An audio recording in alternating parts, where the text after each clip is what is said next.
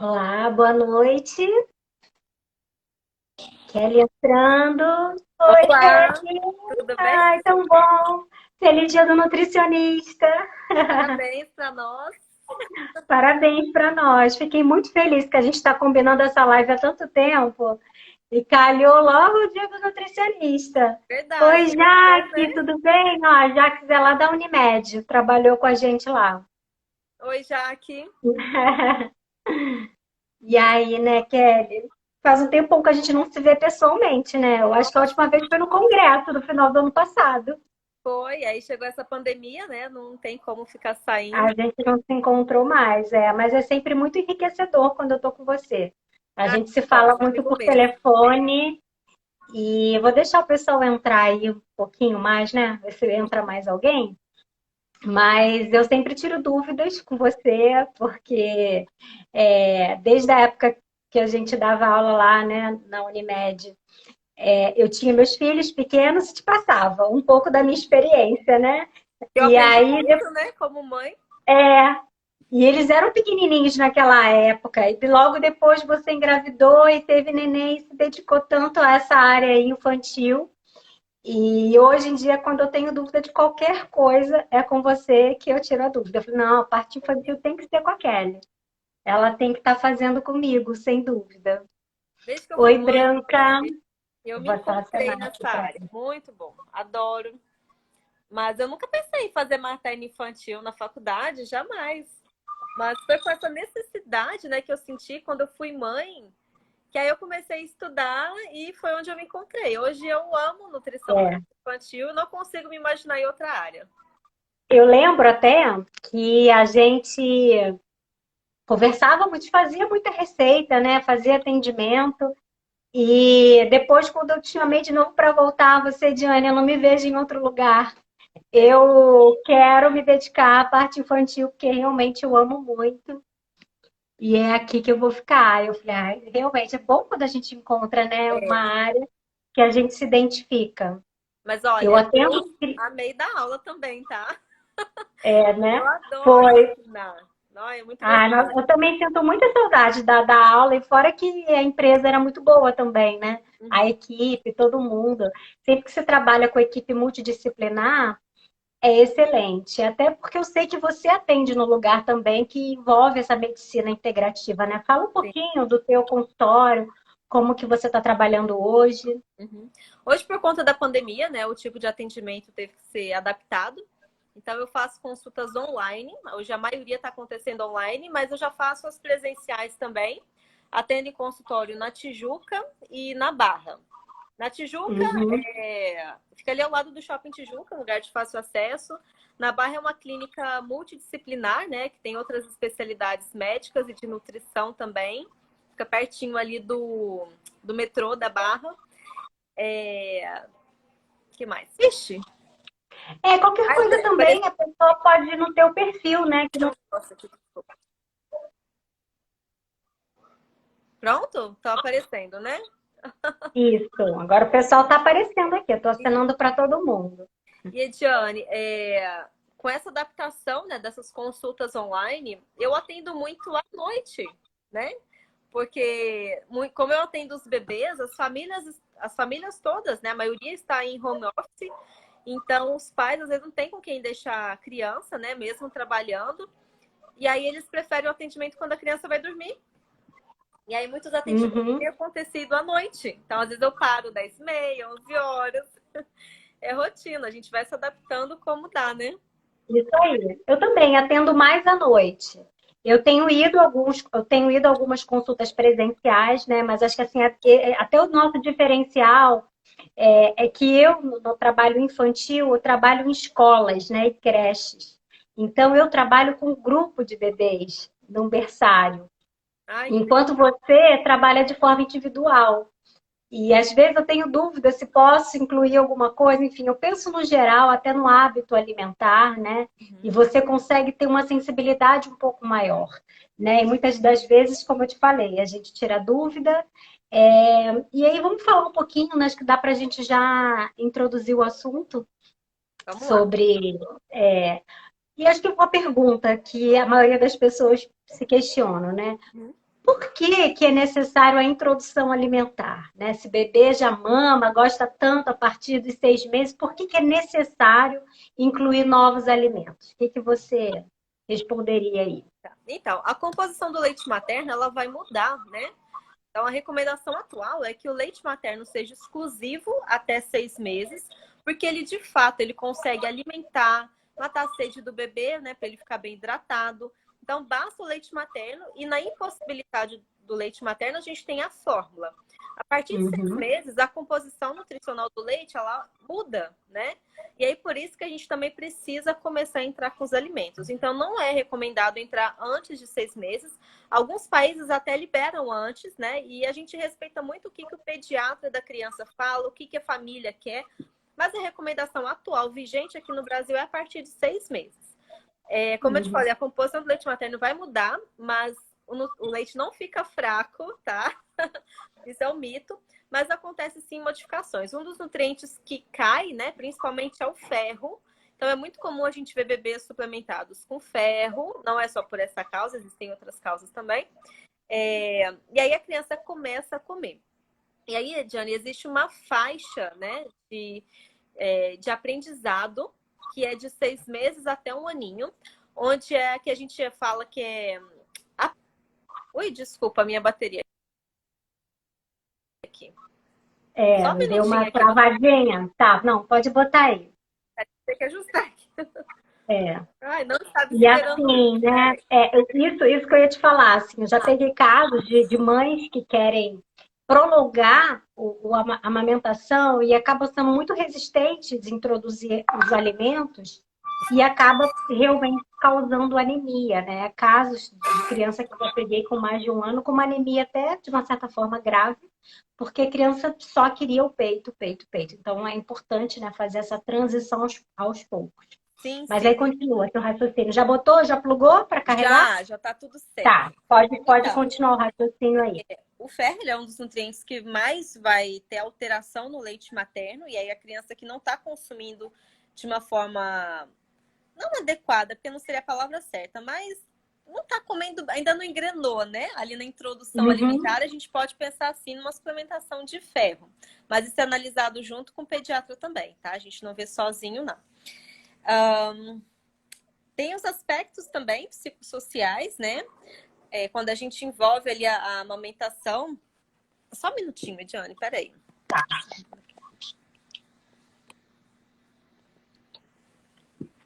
Pronto. Entrevistas aqui, desculpa. Tudo bem. Desculpa, eu vou voltar naquela parte que eu falei da janela dos 6 meses até 1 aninho, tá? É a fase de apresentação alimentar. Então, a criança ela tem esse tempo para ela aprender, tá? De 6 meses a 1 aninho, a principal fonte de alimentação e nutrição do bebê vai ser o leite materno ou a fórmula. E a partir de 1 aninho, isso vai mudar, deve mudar, tá? Então, a comida, né, o alimento, ele passa a ser a principal fonte de alimentação e nutrição. E o leite materno ou fórmula vai ser mais um alimento, né? Não vai ser o principal, vai ser um Vai alimento ser o complementar. complemento. Exato. Isso aí. Né? A gente até fala que nessa fase, na verdade, a comida complementa o leite materno. Isso E aí. depois de 1 ano é o contrário, né?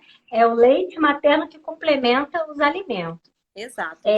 O que você daria como dica, assim, principalmente eu acho que de tempero?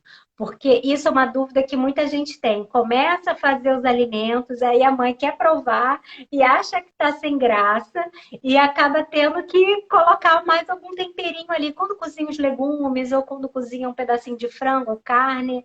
Uhum. Então, a recomendação é sal não pode, de fato, tá? E por que não pode, né? Tem ali a cartilha, né, da recomendação atual, ali eles liberam sal, mas nós da nutrição a gente toma muito cuidado, tem que ser só uma pitadinha de sal, porque quando a gente faz cálculo de cardápio de bebê, não cabe, não tem espaço para isso, né? Então a gente foca mais são nos nutrientes. E aí esses temperinhos, Ediane, todos pode salsinha, cebolinha, coentro, alho, cebola, alecrim, todas as ervas, todas as especiarias, tá, gente? Então, dá pra gente avançar um pouquinho, dá pra colocar gengibre, pode usar canela, pode usar cravo, mas se você for olhar pelo ponto de vista do bebê, que ele não conhece nada, a gente não exagera nesse início, né? Ali nas primeiras comidinhas, a gente não exagera nos temperos para que a criança, para que o bebê possa conhecer o sabor natural desses alimentos. E aí, com o tempo, né, vai avançando ali, 7 meses, você começa a utilizar um pouco mais, uma variedade maior de temperos, mas não é para exagerar. É só para dar um toque, Uhum. tá? Não é para Isso. mascarar o sabor do É. alimento. Essa é até uma questão, né, que eu, como trabalho em grupo, me questiono. Quando às vezes eu tento fazer assim muito saudável. Porque às vezes, Kelly, eu não atendo uma mãe que tem apenas um bebê. Às vezes ela já é o terceiro filho dela, ou Uhum. o quarto filho. E às vezes ela tem a dificuldade de fazer a comida separada, né? Mas eu digo que é muito importante que se faça separada. Lógico que dentro de uma creche, de uma escola, a gente faz. Mas às vezes a gente tem essa dificuldade quando a criança chega um pouquinho maior, porque ela está acostumada a excesso de tempero em casa, e aí quando chega na escola, ela acaba estranhando muito, né? Uhum. E é mesmo vale o contrário. Então, às vezes, você tira o tempero nenhum. Quando a partir de um ano que deveria comer o cardápio da família, às vezes a criança não aceita, porque estranha o excesso de temperos. É, Então, se você começa um pouquinho antes, fazendo essa forma gradativa, é o ideal. Que você primeiro apresente sem, para que depois você inclua aos pouquinhos, até chegar ao primeiro ano de vida e tá um tempero próximo ao da família. exato. Sobre a questão das gorduras, Kelly, eu sei que a gordura é muito importante, né, para o desenvolvimento do cérebro neurológico. Boa parte do nosso cérebro é feito de gorduras. E o que você recomenda de gorduras para a criança nessa primeira introdução? Você usa alguma coisa, tipo azeite no final? Refogado, acredito que nunca, né? Eu acho que o refogado você não precisa aquecer gordura a hora nenhuma. Mas o abacate é uma gordura boa, enfim. Vou deixar você falar um pouquinho sobre o tema gorduras. O azeite ele deve ser usado, tá? A gente tem 3 tipos de gordura. Tem a saturada e as Uhum. poliinsaturadas, tá? Entre as polis a gente tem a mono, né? Que é o tipo de gordura do azeite. E é uma gordura, assim, o azeite ele é tão fácil, tão barato, tão acessível para as famílias e a gente acaba utilizando bastante ele. Mas as outras gorduras também poderia, a gente tem o óleo de abacate, pensando em cozimento, né? O óleo de abacate Uhum. ele não poderia ser cozido, ele tem que ser um azeite frio. Mas a gente tem também o óleo de coco, não é todas as crianças que a gente recomenda, tá? Mas seria uma das possibilidades também.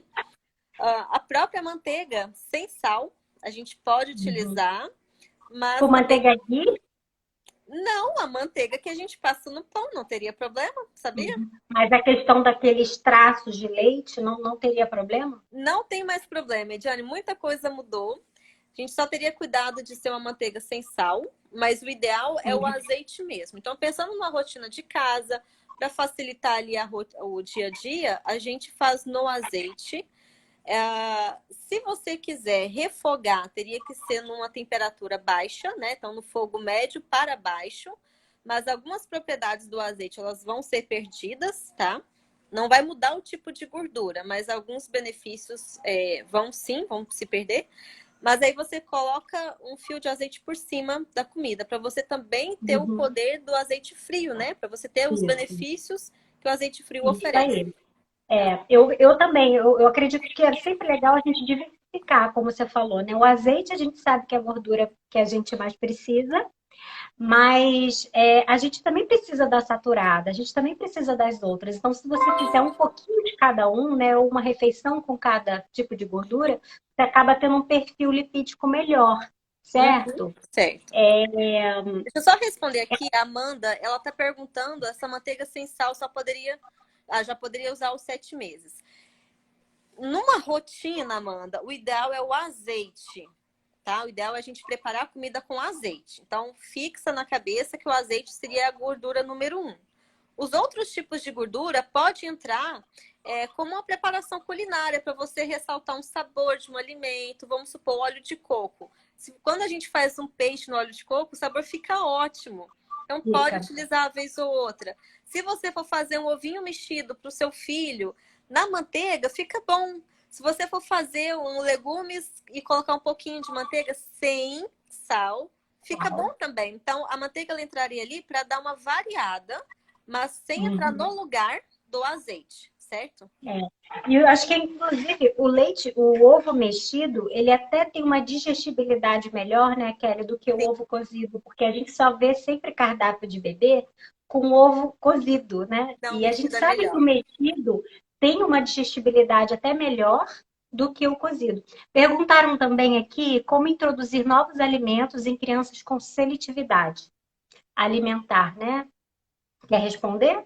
Ou eu vou responder? Você Eu que vou sabe. pincelar, porque assim, como o tema hoje Tá. seria a É muito introdução, complexo, a né? seletividade rende uma live só sobre seletividade, mas de um modo geral, para te tranquilizar, o que, que você pode fazer?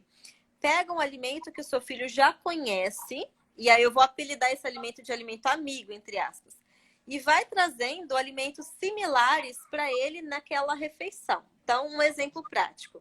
Se ele gosta do arroz branquinho e você quer incluir ali um legume, começa pela couve-flor. Tá ouvindo barulho, né? É, sem Barulho. problema. Começa pela couve-flor, porque ela tem um aspecto similar ao arroz, e aí você pode picar bem miudinho, ou então processar para ficar como se fosse miúdo, né? Ou ralar. E você pode misturar no arroz, facilita. Tenta trazer algo parecido com textura, com cor, e vai fazendo essas combinações. Se a Uhum. criança gosta de batata, traz. Só de você mudar a batata inglesa para batata baroa, para uma criança seletiva, isso já é muito. Então começa com essas diquinhas assim que fica fácil. É, eu Fácil acredito assim, gente, assim, fica é, fácil entre aspas, porque demora. é, É um processo é. que requer acompanhamento também para essa criança não E é ficar muito deficiente. individual, né, o Kelly? Eu acho que esse processo de seletividade é bem individual e envolve muita psicologia também. Então, assim, Sim, eu acho que tem que ter a forma da brincadeira também, eu acho que as dinâmicas, tudo isso ajuda muito na forma como a criança vê aquele alimento, né? Como ele tolera aquele alimento.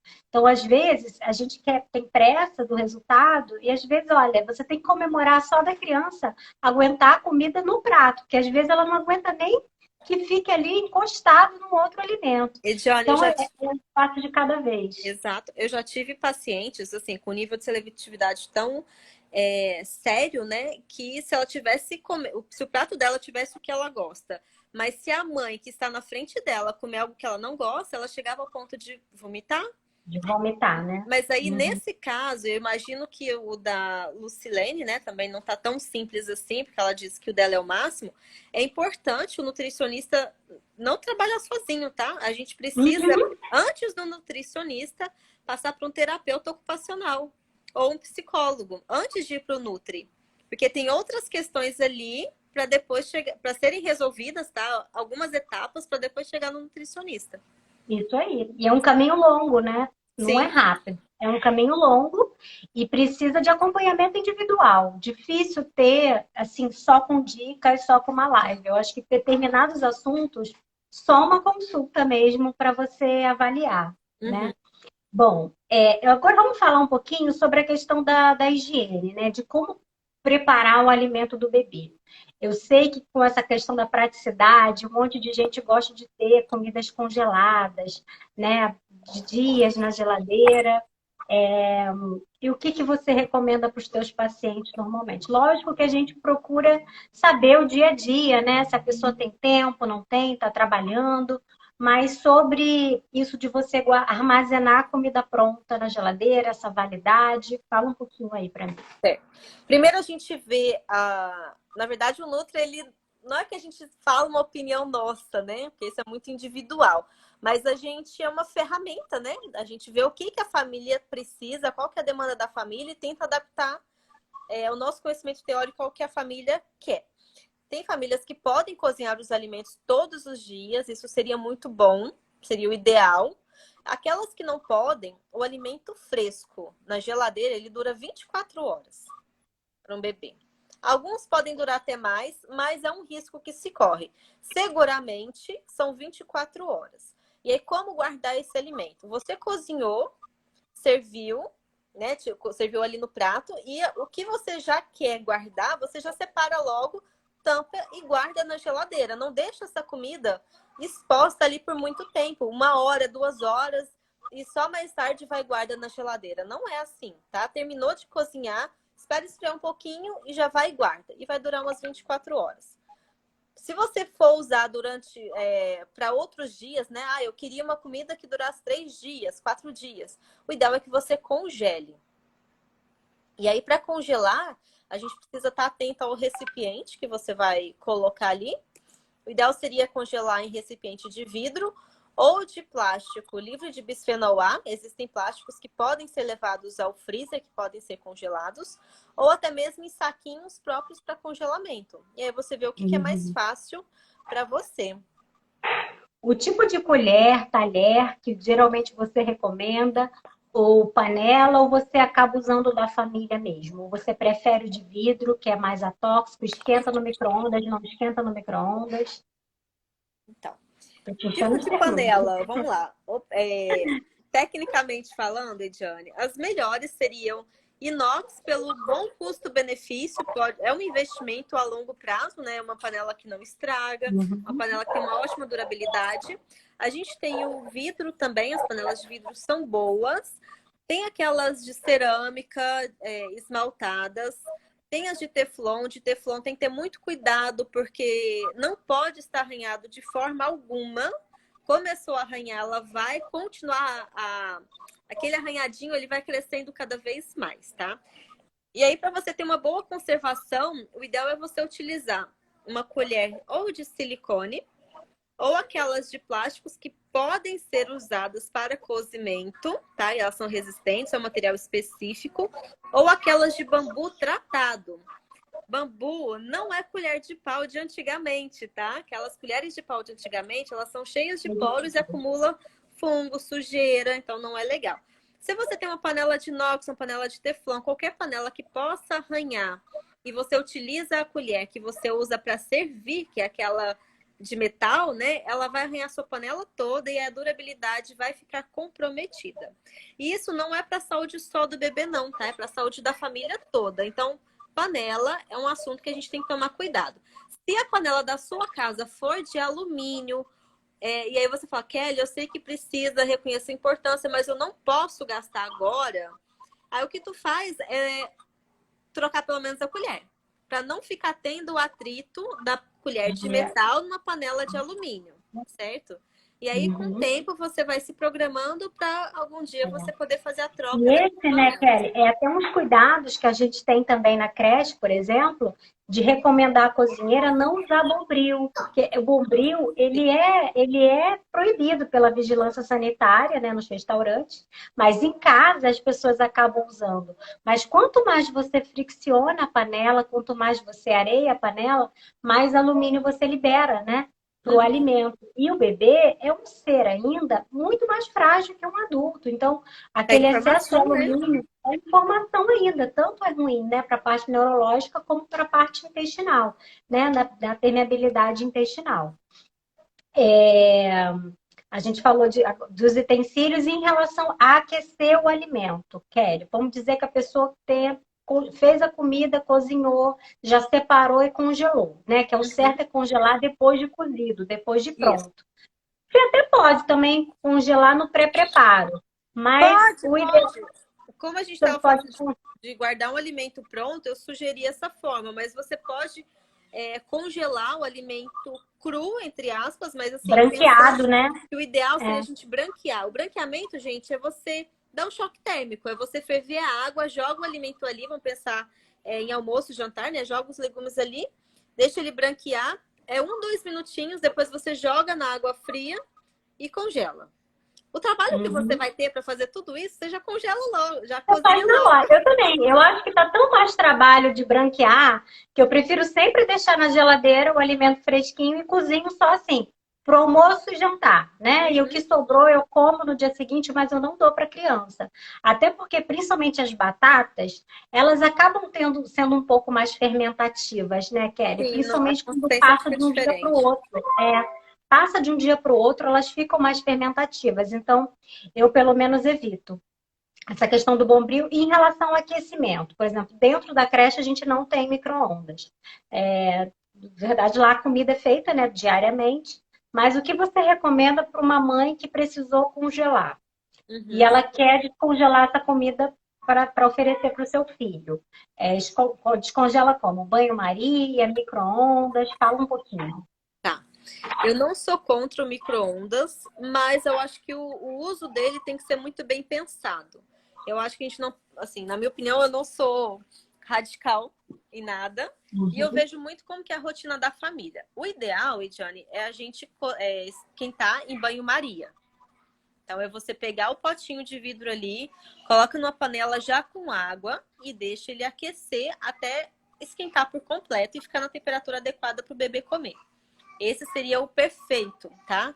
E aí, se você vai passear com o bebê, vai em algum lugar, ou então você não tem esse tempo, talvez, você poderia pontualmente usar o micro-ondas, mas em rotina, eu não acho legal, porque até mesmo o sabor do alimento vai mudar um pouco. Uhum. As E pesquisas em evitar o prato relação... de plástico, né, ou de silicone no micro-ondas. Se você puder esquentar no vidro ou na porcelana, é melhor, mas nunca pegue do pote plástico e aqueça no micro-ondas, Exato, né? porque libera toxina também. E, Ediane, Uhum. assim, sobre o uso de micro-ondas, ele é controverso, né? Tem pesquisas que afirmam que vai ter problema e tem pesquisas que afirmam que não vai. Na Então, dúvida, você tem bom que ter senso, né? a família. É. Usar o bom senso, né? E pensar também no sabor que esse alimento vai estar. Quando a gente esquenta no micro-ondas, não é o mesmo sabor, né? A gente sabe disso. Uhum. E aí, se você puder preparar, esquentar em banho-maria, seria melhor. E uma coisa que nós que trabalhamos com introdução alimentar, a gente pontua muito para as famílias, para libertar essas mães da cozinha, né? Para não ficar ali refém da comidinha do bebê. Esse nome, né? Comida do bebê, ser separado da família. Isso dá tanto trabalho. Se a gente puder trazer esse bebê para comer igual a família, com adaptação, seria o ideal. Uhum. É. Bom, então, assim, o mesmo feijão que você cozinha para sua casa é o que seu filho vai comer. E aí, como que isso estaria adaptado à criança? Primeiro que não teria aquelas carnes, né? Carne seca, calabresa, linguiça, não seria nada disso. Seria o feijão purinho, cozido com folha de louro. E aí, se você quiser refogar um alho, cebola, tudo bem. Não colocar sal. E aí, na hora que você separar o da criança, você vai e acrescenta sal ali para o restante da família. Isso você pode Uhum. fazer com preparo de qualquer outro alimento. Vai cozinhar um legume, a mesma coisa. Refoga os Uhum. temperinhos, cozinha ali normal, sem sal. Separa o do bebê e depois você adiciona o sal ali na panela. Fica muito mais prático, né? Uma outra coisa que eu percebo até em comportamento é que geralmente a mãe bota o bebezinho na cadeira, né, de alimentação, que eu acho que é super bem-vinda realmente, aquele cadeirão, mas geralmente ela só dá para a criança, ela não almoça junto, né? Na creche acontece a mesma coisa. Então, ela não tem, na verdade, essa experiência, porque criança é imitação, né, Kelly? Criança vai sempre querer imitar o adulto. E ela não tem essa referência de uma outra pessoa mastigando na frente dela para ela fazer igual. O que você acha disso? Você recomenda que a mãe tenha o prato dela e o pratinho do bebê? Ela pode até ajudar a criança a se alimentar, mas que a criança veja ela se alimentando ali no mesmo momento? Eu acho muito importante, sim. Mas pode ser um malabarismo aí para a mãe, né? Né? Pode ser um malabarismo aí para ela. Então tem que ver se ela está disposta e se ela aguenta, né? Então, assim, é muito importante. Às vezes a gente só fala do bebê, mas a gente precisa olhar para essa mãe também. Então, mães, né, saibam que é importante os bebês comerem com vocês e tentem equilibrar isso. Você pode, pensando ali na dinâmica, se você estiver fora da mesa de jantar, vai ser mais difícil para você equilibrar tudo isso daí. Então, quando você leva o bebezinho para a sua mesa, né, para a mesa ali de jantar da sua casa, você põe ele do seu lado e aí esse equilíbrio de pratos fica muito melhor, porque o seu prato vai estar na mesa e o do seu bebê do seu lado. Então você vai dando para ele e comendo junto. E quando ele vê você comer, a liberdade que ele vai sentir, a curiosidade dele vai estar muito mais aguçada, né? Ele vai se sentir mais confiante, porque a figura materna e paterna são figuras de segurança para a criança. O alimento é uma novidade. Desculpa. O alimento é uma novidade. O bebê não sabe o que aquilo ali vai fazer, que gosto tem. Então, quando ele vê o pai e a mãe consumindo um alimento, que vê que eles estão gostando, estão curtindo, ele pensa assim, poxa, deve ser bom, né? Então, eu vou comer. Então, ele não tem medo, ele vai ter uma curiosidade maior para estar imitando o pai e a mãe. Então, é um super estímulo, sim. Se vocês não tiverem, às vezes, com receio, achando que vai ficar um pouco difícil, trabalhoso, começar a comer junto no almoço e jantar, começa pelos lanches, que é muito mais simples, com uma fruta. E aí você pode dividir a mesma fruta, né? Seria bem Com prático ela. também. E vai no Uhum. seu tempo. Do mesmo jeito que o É, bebê tem o seu tempo, o pai e a mãe também tem o próprio tempo ali para é adaptar essa aquela ideia que a gente fala, né? A palavra educa, mas o exemplo arrasta, né? Eu acho que na adaptação. criança, isso, então, essa frase é muito, né? Tem muita verdade nessa frase. Uhum. Fala um pouquinho para mim, Kelly, sobre os tipos, né, de introduções alimentares, que a gente sabe que tem a participativa, BLW. Fala um pouquinho sobre a sua opinião e até a tua experiência em cada uma delas. Bom, a participativa é quando a gente mistura o tradicional, que é a papinha, né? Com BLW. BLW é Baby Led Weaning, que é a alimentação que o próprio bebê faz, que é quando a gente coloca o alimento em pedaços e o bebê come sozinho. Isso é muito chocante para algumas famílias, né? Algumas se assustam, ficam com medo do engasgo, da criança comer uma quantidade muito pequena, achar que é só bagunça, muita sujeira no chão. Isso de fato acontece, mas é um momento muito importante para eles aprenderem, tá? A participativa, que é o que eu tenho mais visto, que as famílias têm mais, entre aspas, coragem, né? E são até mais incentivadas a fazerem, que é quando você mescla a consistência de papinha com o BLW. Aí você deixa alguns pedaços tidos mais seguros. Na verdade, qualquer pedaço pode ser seguro, mas para uma pessoa que nunca ouviu falar de BLW vai conhecer logo na introdução alimentar, eles não vão ter coragem de dar um pedaço de cenoura logo ali de uma vez para a criança comer, né? E aí ficam receosos, e aí eu estimulo o brócolis ou couve-flor, que é mais fácil, tá? Uhum. A tradicional, que era antigamente, que é o que foi feito com a gente, o foco é quantidade. Isso é um problema, tá? Quando a gente foca em quantidade que o bebê tem que comer. E aí são alguns aspectos. Na tradicional, ela envolve quantidade, o bebê tem que comer a quantidade que o adulto determina, que o adulto acha que tem que ter. E a consistência é papinha ou liquidificado ou peneirado. Então, outra questão que está errado, né? E aí, quando a gente fala na atualidade dessa tradicional, a gente tem. Tradicional, não, desculpa. Essa participativa, a gente tem todo aquele respeito que o BLW traz pra gente, que ele mostra pra gente. Porque o ideal na introdução alimentar, independente do tipo que você escolhe, porque na verdade esses nomes, Edianes, eles só vieram para uma questão teórica, porque na prática a gente pode mesclar consistências, tá? A gente pode deixar alimentos inteiros para a criança se alimentar sozinha e pode deixar o amassadinho ali no garfo, tá? Se a gente for pensar no nosso prato, vai ter dias que você vai ter um alimento inteiro e vai ter dias que você vai ter purê, certo? E tá tudo Uhum. bem. Então, essa É, variação de texturas é bom isso. para o bebê. E até em relação ao peso, né, Kelly? Às vezes a criança realmente ela vai indo no pediatra, a gente vai acompanhando o peso. E se às vezes o peso realmente não está ganhando o necessário, às vezes vale a pena você ir para as papinhas justamente porque você quer aumentar um pouquinho, né?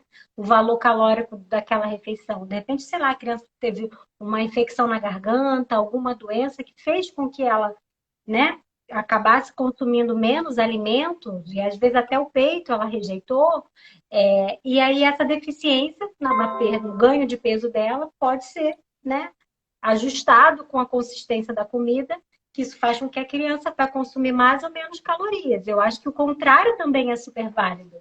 Às vezes a criança está muito acima do peso e você facilita muito a consistência e ela acaba comendo além do que deve. Isso, Concorda comigo? concordo. Né?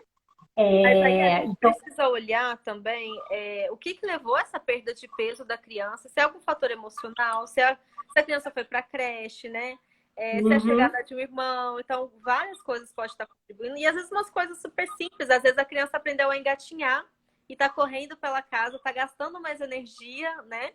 E tem formas fáceis para a gente lidar com a alimentação sem empurrar comida na boca da criança. Isso é muito importante que fique claro para as famílias. Então, eu sempre reforço, eu falo isso várias vezes durante uma consulta.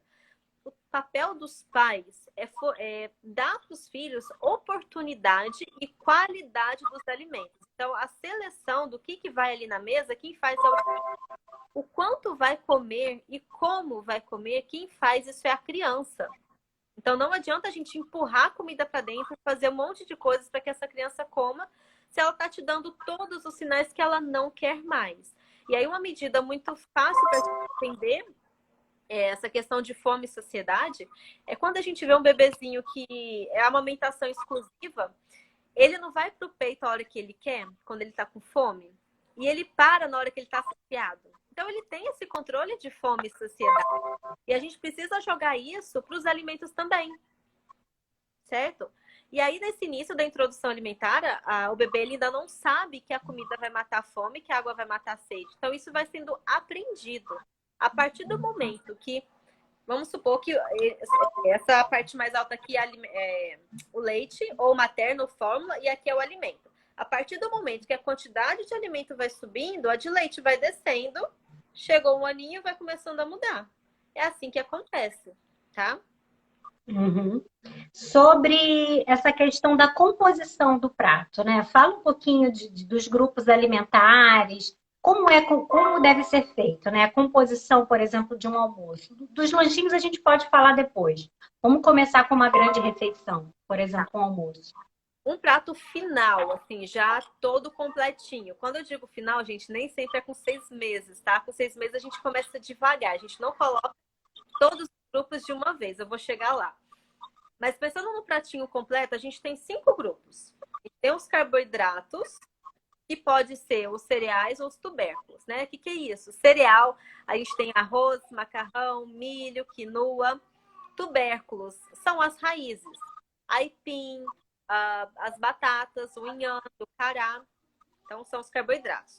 Segundo grupo são as leguminosas, que é feijão, grão de bico, lentilha, ervilha. Terceiro grupo, as proteínas, que pode ser proteína animal ou proteína vegetal. Proteína animal, a gente tem as carnes de um modo geral, né? Carne bovina, carne suína, frango, peixe, tudo isso os bebês podem, tá? Poder pode. Agora, se a família quer, questão da família, mas poder pode, As tá? pessoas têm muito preconceito com carne suína, né, Kelly? Tem muito Pode, preconceito.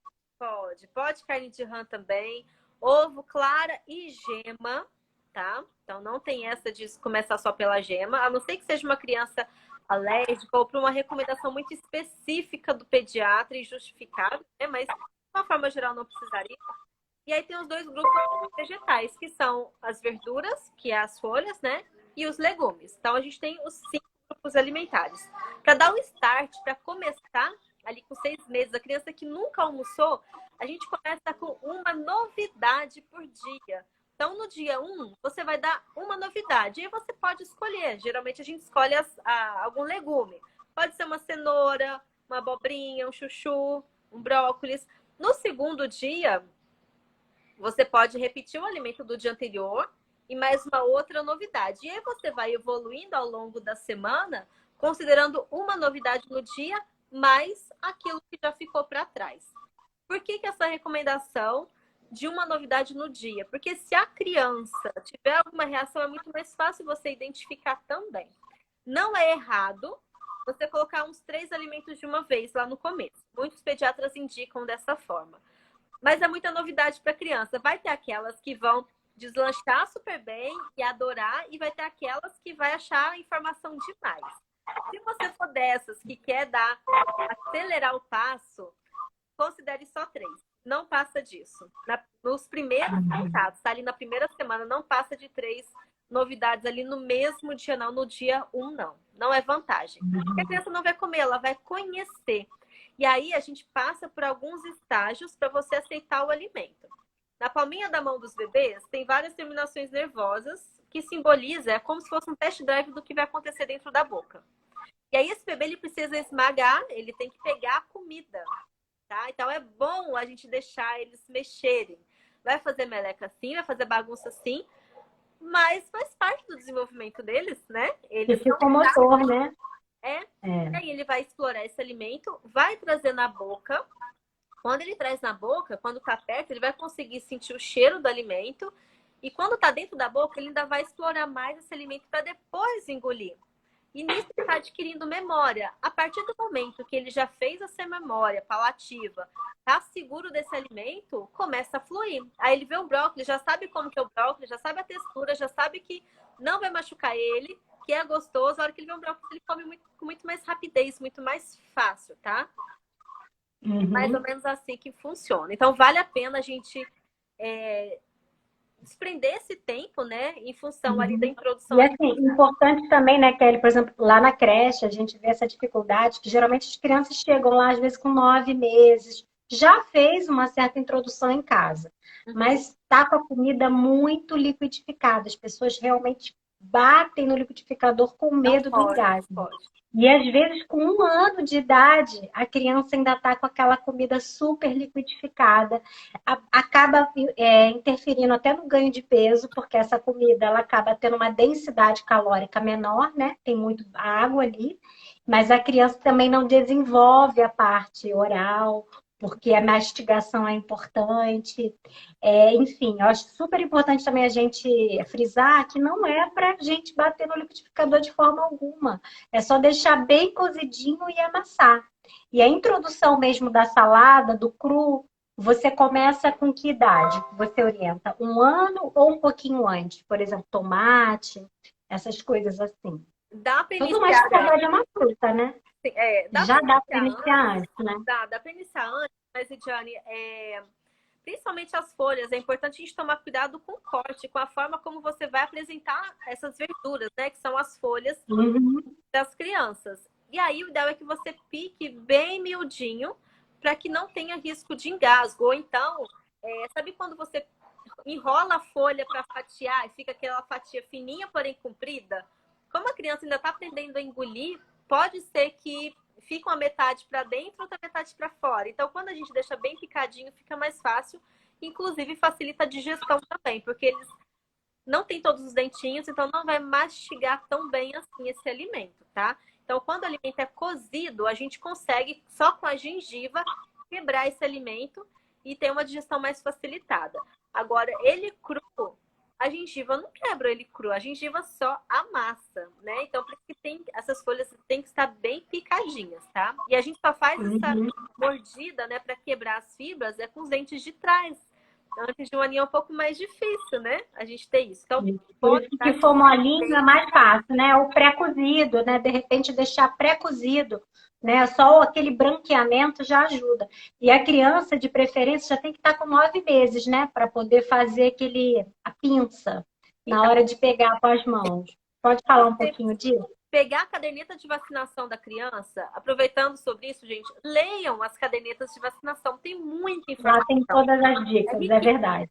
E aí, quando você pega lá o desenvolvimento do bebê, você abre, não existe um mês específico para você desenvolver uma coisa, né? Geralmente é uma faixa. Então, o movimento de pinça, ele não está no 9º mês. Ele é uma faixa, se eu não me engano, 2, 3 meses. Então, ele tem um período para ele aprender a pinçar, que se dá por volta de 9 meses. É a mesma coisa que o andar, né?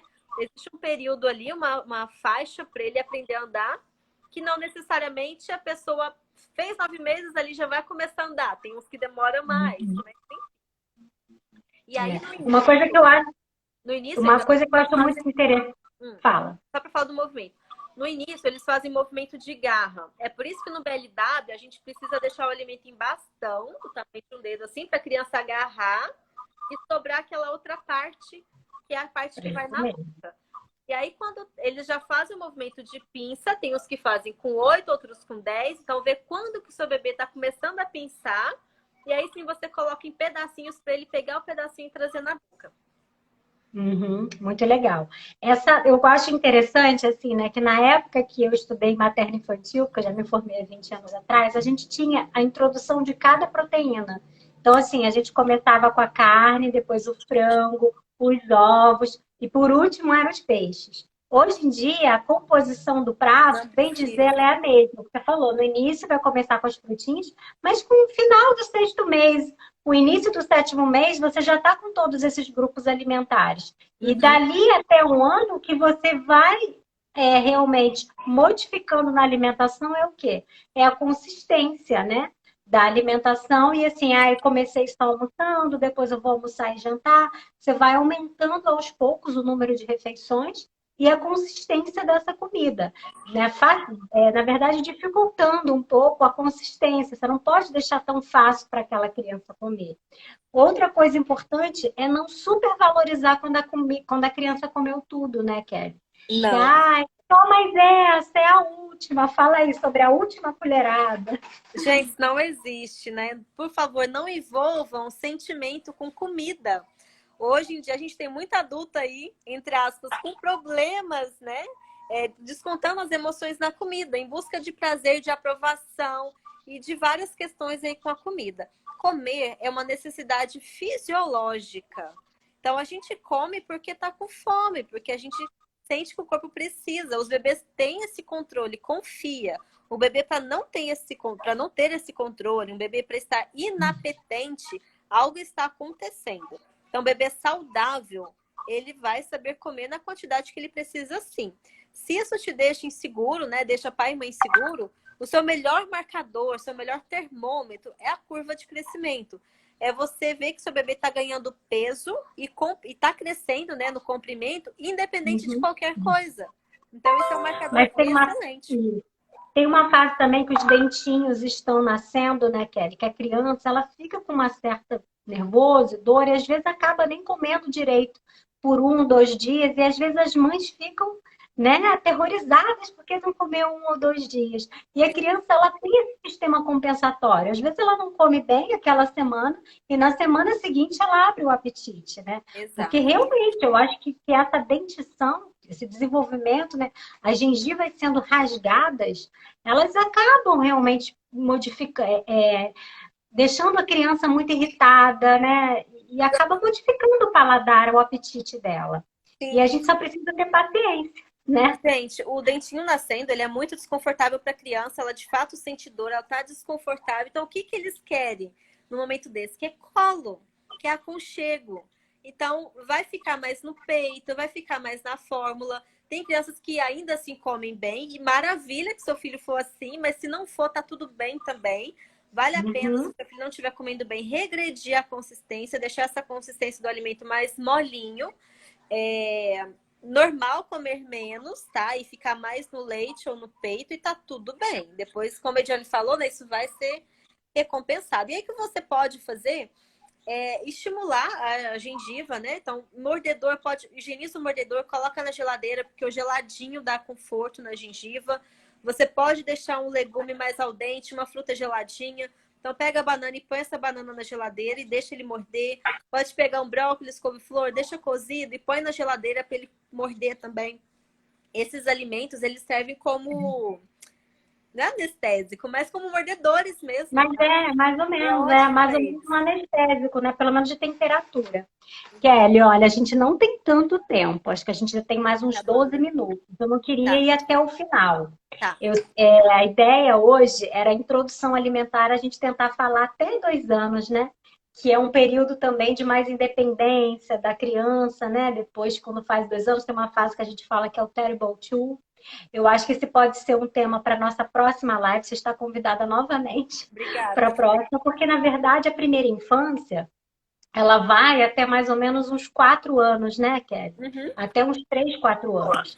E a gente, aqui nessa live, a gente está fazendo a introdução. Então, a gente só vai até esse iniciozinho, porque é muito assunto, acho que são muitas dúvidas das pessoas.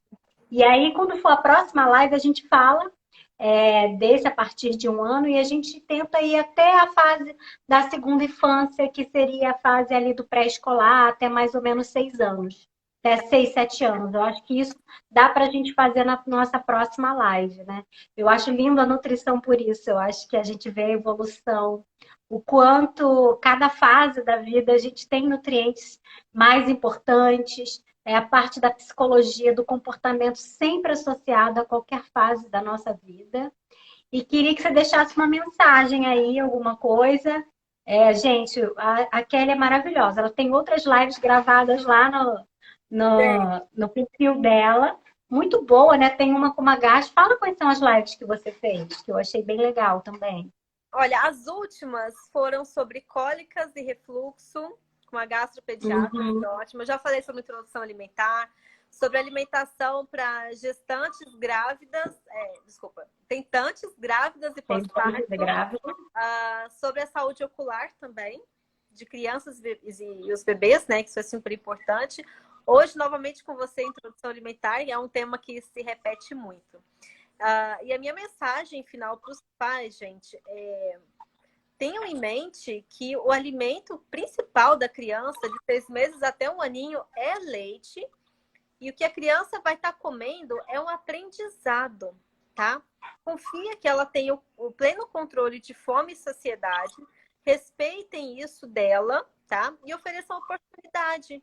Estimulem a oportunidade nas brincadeiras, levam no hortifruti, levam na Uhum. cozinha para ver o preparo do alimento.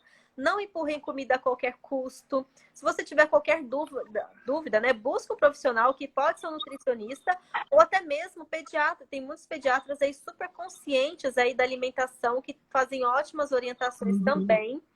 Isso. E é isso, é respeitar a fome e saciedade do bebê. E assim, gente, nada de biscoitinho de maisena, né, de sucos. Isso realmente não.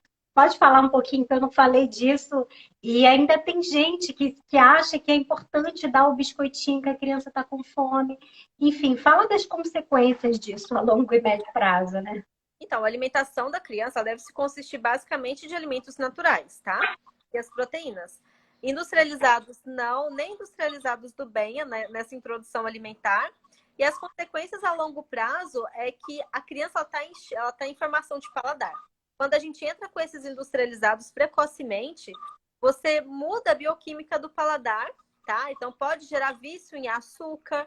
Tem o glutamato monossódico, que é um realçador de sabor também presente nos alimentos, também atrapalha e vira a gerar problemas futuros, né? Obesidade ainda na infância, Diabetes, né? diabetes, triglicerídeo alterado, glicemia, insulina alta, né? Vários problemas de saúde, além da deficiência de nutrientes também, porque quando você entra com esses industrializados, pobres em nutrientes, você está deixando de comer um alimento rico e nutriente ali. Então, Isso pode é haver importante. deficiência também. Mesmo um gordinho pode ser desnutrido. Então, a gente tem que estar de olho nisso daí. Uhum.